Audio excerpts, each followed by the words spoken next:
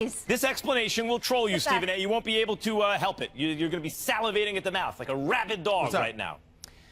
I have not changed my mind. You still staying with the field, right? I'm staying with the field. And yet, I believe the Cubs will close out the Dodgers against Clayton Kershaw. What? And at that point... What? And at that point... Oh, my God. Oh, my Lord. Wait a minute. And you've been talking about the field, and now you won't even take the... Oh, my... Go ahead. Go ahead. Go ahead. Oh, my Lord. Not only am I taking the Cubs to beat Kershaw, at that point, I will switch my prediction and say, no, I like the Cubs to go all the way. And yet, at this moment, I am taking the field. How are all these things possible? This is the way probability works. You reset based on new information. I think the Cubs are the favorites in any given series, but that doesn't mean if they fall behind in the series, they remain the favorite, or that just because they're the favorites in two different series, they're the favorites to win the whole thing. A quick math lesson. If you're 60% likely to win a series and 60% likely to win the next one if you win this one, you are only 36% likely to win the whole thing. That's under 50%. That means the field is more likely than you, even though you're favored in both series. Now, I will let you respond to that, Stephen A., because I got a doozy for you with Clayton Kershaw. I have no response to it because, as far as I'm concerned, it makes no sense to me. I'm watching the games. I'm not relying on sabermetrics, analytics, or whomever else is going to throw those numbers out there.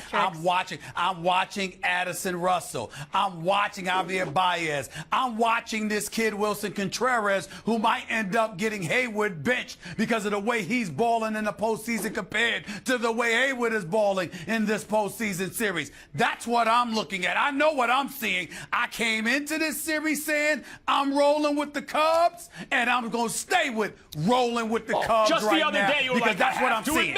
Just the other day, you were like, I have to admit, I'm getting nervous. I'll stay with the Cubs for now, but I'm going to reevaluate. I said, no, I did not say I would reevaluate. I said I was nervous, but I'm not changing. I'm going to keep the courage of my convictions because I believe in this young crew. I believe in these Rough Riders, and I want that damn curse over and done with so we could stop sitting there and talking about the curse that is the Cubs. I don't want to do that. I got one of my dear friends. I got one of my dear friends. His name is Dan Filato. He's from Chicago. He's a radio producer. I've known him for years. He's one of my dear friends, and I'm tired of hearing and seeing them cry about the Chicago Cubs and his best friend Bill Murray crying about the Chicago Cubs. I'm a Yankee fan, and I'm almost willing to go to Wrigley Field and sing that song, Take Me Out to the Ball Game, just to bring them luck so they can win. But they don't need it. They don't need me to do that, thank God, because they're gonna close this out and they're going to win because this is how it's going down. You know, this is the way that they look, no matter how nervous I was. We're in an election season, of course, and one of the issues that's debated, although it's not always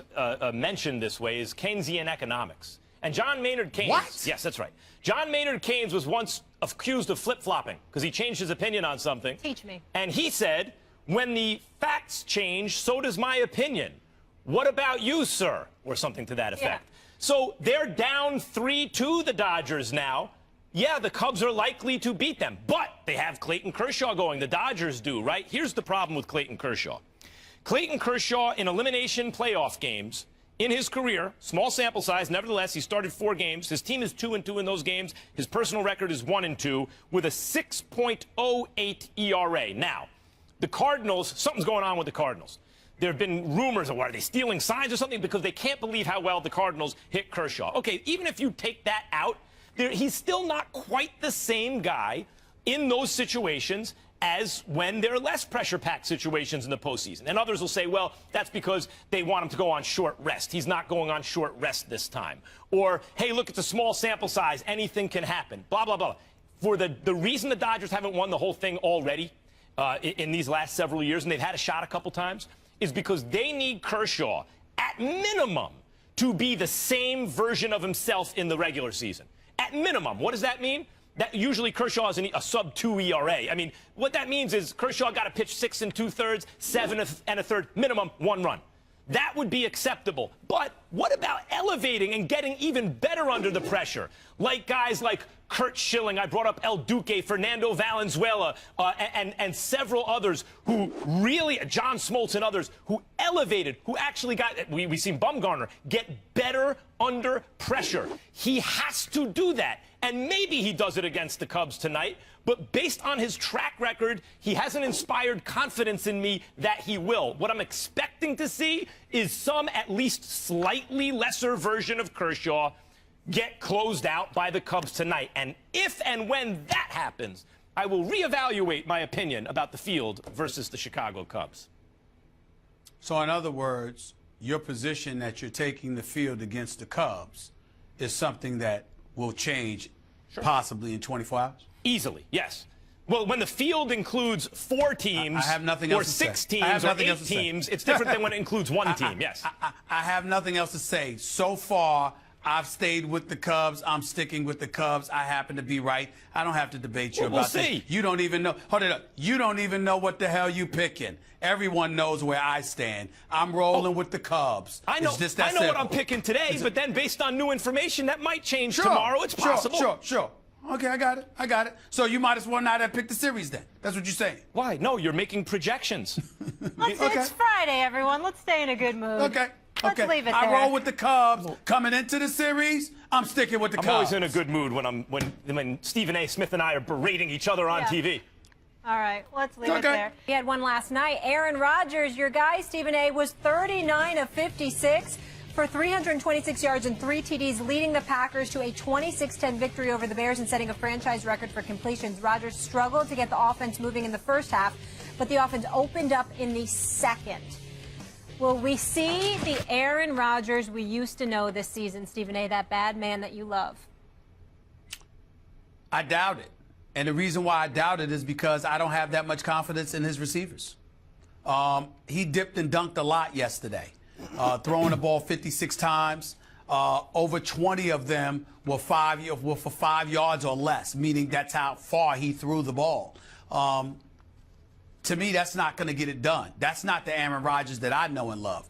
The Aaron Rodgers that I know and love is whether he's in the pocket or scrambling beyond the pocket. The Aaron Rodgers that I know and love is the Aaron Rodgers that's going to fling the football downfield. I'm not sure that Devontae Adams, even though he had a big game, or Jordy Nelson, or Randall Cobb and those boys are capable of getting open in those situations against some of the better teams. I'm not getting caught up in the Chicago Bears. I think the Chicago Bears are a shell of itself. I think they're contaminated by the mere presence of Jay Cutler, even though he was on the sidelines and not playing. I think that Brian Hoyer going down didn't help matters. Barkley comes in, throws 2 interceptions. Their offense is anemic. As a result, you can take chances, and as a result, you can take chances on defense, but on the offensive side of the ball, you can afford to be methodical, dip and dunk, and beat them that way, chewing up the clock, and just march downfield, and that will be that. Against some of the better teams in the NFL, that's not going to work. I'm not saying that we won't see him. I'm saying that in terms of my confidence level, that bad man that I know him to be, I didn't really see much of that last night. And my attitude is that I'm not going to be convinced until I start seeing him fling that football down the field again. And in order for him to do that, those receivers are going to have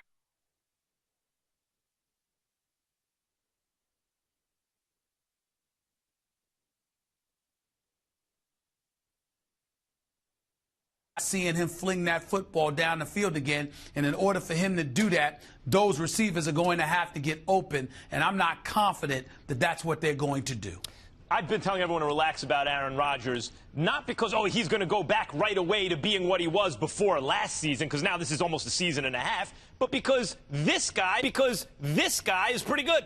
I mean, he's better than most. So you still got a good quarterback. You're 4-2. But I also did not see anything new last night. I saw him playing a very bad team. Once Hoyer went down, they had no shot, and they're probably going to lose anyway. The defense really couldn't do much. And I saw him dinking and dunking a lot and really not picking up big chunks of yards. I mean, that was the substitute for the running game. Little dink and dunk passes. On the vertical passes, on the stretch vertical, down the field stuff, same guy, not that accurate. And by the way, where we disagree here is you're blaming his receivers. And certainly he doesn't have Jordy Nelson of a couple of years ago. And sure, that would make a difference. However, Casey Joyner, the football scientist, did tape analysis, tape-based analysis, broke down. He sits there and watches all this stuff and records when it's this guy's fault or that guy's fault. Said Rodgers was off target coming into Week 7 37.7% of the time on his vertical passes. Those are aerial thrown 11-plus yards down the field. So none of these 5 and 6, and as you said, 5.5 yards a pass. You're throwing it down the field. He's off target qualifying quarterbacks based on the number of reps they've had. That's tape-based analysis that, according to Casey Joyner, showed, no, not his receiver's fault, not his receivers not being open, Aaron Rodgers not being accurate down the field. So then the question becomes, will we see that bad man again that you love to talk about, and I think is, when he's right, is the best, or was, at least till a season and a half ago, the best player in the game? And I'm not convinced we will this season. If you study great athletes in any sport, even the long-time great athletes, there's usually a little dip in their career at some point. They go through that athletic prime early, which is usually the best version of them we see, and then it looks like they're declining, and they're sometimes in their early mid-30s, and then they can have another stretch after that where they're, even if they're a little bit different than they used to be athletically, they're still more or less as good as they ever once were. Maybe a little less, but still approximating it. And usually I think that dip happens when their bodies start to change. They lose a half a step. They're not quite as good as they used to be. They can't get away with quite as much, but they also, because those changes are so imperceptible, they happen so gradually, they haven't yet adjusted to it. And I don't see evidence this season that Aaron Rodgers has adjusted to maybe what the new normal, what the new reality for him is physically, and therefore I have no reason to believe he will throughout the course of this season. He didn't last year. I don't think he's done as being in the conversation for the best player in the game, but I don't think that's going to happen this year. Well, listen, I can tell you this. The important reasons as to why that is. And for me, Aaron Rodgers looks distracted. He don't look like himself. He was proud of Devontae Adams last night in the way that he was playing.